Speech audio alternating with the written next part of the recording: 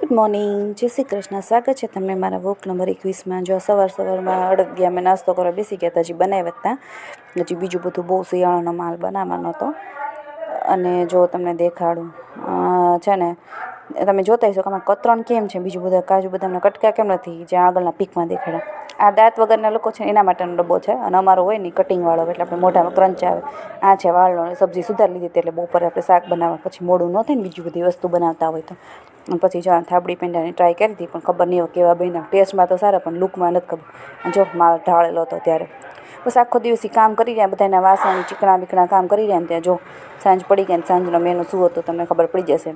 આંબલીની ચટણી હું બનાવું છું, અને અમારે આ બાજુ આંબલીની ચટણી છે ને મોસ્ટ ઓફ અમુક વસ્તુ લોકો જ જોડે બને, બધી વસ્તુ જોડે નહીં ખાતા. ને એમાં શિયાળાનો દિવસ હોય, સાંજનો ટાઈમ હોય અને બહુ ઠંડી હોય ને ત્યારે આમ તમને ખબર પડી જશે કે અમારા આ બાજુ સૌરાષ્ટ્રમાં શું મેનુ બનતું હોય. કારણ કે અમારે બપોરે એટલે સવારમાં તો શું હોય, બધા વાડીનું કામ કરતા હોય ને એટલે ટાઈમ ના હોય. બધું જે કંઈ નવું મેનુ હોય ને બધું રાતે જ બનાવવાનું હોય. એટલે કંઈ પણ નવું હોય ને બધું રાતે જ હોય, કારણ કે બપોરે તમે શું ભાત ને વાડીએ બધું જતા હોય એટલે એવું કાંઈ મળે નહીં. હવે જો તમને આંબલીની ચટણીની રેસીપી બતાવું છું. તો તમે એમાં આંબલીની ચટણી નાખું છું. પછી જો તમે એમાં છે ને હું ચાળું છું, કારણ કે અમારે આવી ગળણી છે, થોડુંક આપણે તપેલીમાં પાણી નાખી દઈશું એટલે થોડુંક એમાંય હલાવી અને આમાં નાખી દઈશું, કારણ કે આપણે થોડુંક વેસ્ટ ચોટેલું થોડું જવા દેવાય. બસ એ ચાપડી નાખી અને હું તમને આંબલી દેખાડું છું કે આંબલીની ચટણી અમે કેવી રીતના ફટાફટ બનાવી હતી. કારણ કે એક બાજુ મારે બીજું બધું કટિંગ એ કરવાનું હતું. મેં સૌથી પહેલાં આંબલીની ચટણી બનાવી નાખી, કારણ કે આંબલીની ચટણી ગરમ હોય ને મજા ના આવે. તો ઠંડી ટેમ્પરેચર રૂમ ટેમ્પરેચર આવી જાય ને તો એ મજા આવે. બસ જો હવે આંબલીની ચટણી હલે નાખી. આવું અમારે આવું શું કહેવાય ચારા જેવું છે, એટલે એમાંથી મસ્ત આંબલીની ચટણી નીકળી જાય, અને બાકીનો કચરો બધો રહી જાય. જો હલાવું છું, કારણ કે એક હાથે હું ફોનથી શૂટિંગ કરતી હતી અને એક બાજુ હલાવતી હતી. બાકી ચમચા થેલાવતા હોય ને તો ફટાફટ થઈ જાય.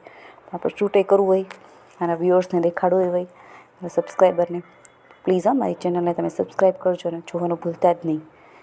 કારણ કે હું એક વર્કિંગ વુમન છું અને સાથે સાથે આવી રીતના વિડીયો પણ શૂટ કરું છું. તો પ્લીઝ મને સપોર્ટ કરજો. બસ જો આવી રીતના છે ને આંબલીની ચટણી જો તમે દેખાડો એની થિકનેસ કેવી સરસ છે. જો નહીં ઘાટી નહીં પાતળી, એનો કલર જોઈ લે, એકદમ ડેલિશિયસ છે, એકદમ ડાર્ક. કારણ કે આંબલી ડાર્ક કલર હોય ને તો મજા આવે. આમાં મેં શું નાખ્યું હતું ખબર? જો મીઠું, આપણે સ્વાદ પ્રમાણે મીઠું નાખી દીધું. ઘણા જેવી રીતના જે મીઠું યુઝ કરતા હોય, કોઈ ખારું મોડું તીખું કરતા હોય. આપણે નાખી દઈશું થોડું ધાણા જીરું અને થોડું નાખી દઈશું આપણે લાલ મરચું પાવડર. અને મેં આંબલી બાફવા ટાઈમે છે ને ખજૂર, ગોળ, ચોખાના પૌવા અને આંબલી બસ એટલું એડ કર્યું હતું. આપણે થોડુંક જો હવે ગરમ મસાલો એડ કરી દઈશું. બસ એટલું જ એડ કર્યું હતું. એટલે છે ને હું તમને આંબલીની રેસીપી અને ગરમ મસાલો, અમે ગરમ મસાલા છે ને અમારો હોમમેડ છે. અમે બીજો બહારનો ગરમ મસાલો યુઝ નથી કરતા. અમે આવીને છે ને બીજામાં ક્યાંય યુઝ જ નથી કરતા. આવું ક્યારેક હોય ને એમાં જ વાપરીએ છીએ, બાકી નથી વાપરતા. એની રેસીપી હું તમને આપી દઈશ. આ જો આદુનું કતરણ, આ છે મરચાં, આ છે લસણની પેસ્ટ, આ છે કોથમીરની ડંઠલ અને કોથમી, અને આ છે મેથી. આપણે મૂકી દીધું છે શુદ્ધ સિંગ તેલ ઘરનું અમારે તો હું. અને આ છે જો પાછું ઓલું જે આવી ગયું સેમ વાત, દાંત વગરના હોય એટલે અમારે જો વરિયાળી, તીખા અને ધાણા એમ ત્રણેયનો મેં ભૂકો કરી નાખ્યો. એટલે ભૂકો ક્રશ કરી નાખ્યું છે ખાંડીને, એટલે ભજીયાનો ટેસ્ટે મસ્ત આવે અને એ લોકોને દાંતમાં ચાવવામાં તકલીફ પણ ન પડે. અને લઈ જાય છે થોડા 1.5 લીંબુ જેટલું.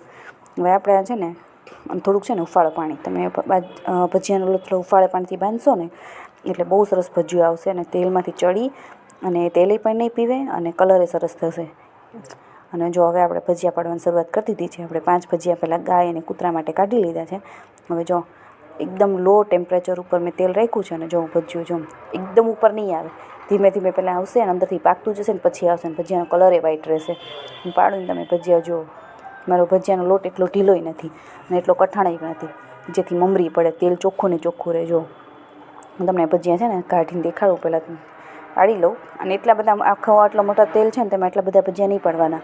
ભજીયાને છે ને 8 થી 9 જ પાડવાના. 8 થી 10 જેટલા પાડશો ને એટલે ભજીયા ફરી શકે ને એને મતલબ જાતે ફરે છે. જો તમને દેખાડું રાઉન્ડ થાય છે. અને એની ભજીયું જો બહાર કાઢી લીધું મેં. જો બાકીના બધા પાછળ જમવા બેસી ગયા હતા. પછી ભજીયાને બધું કરીને આપણે જમવા બેસી ગયા.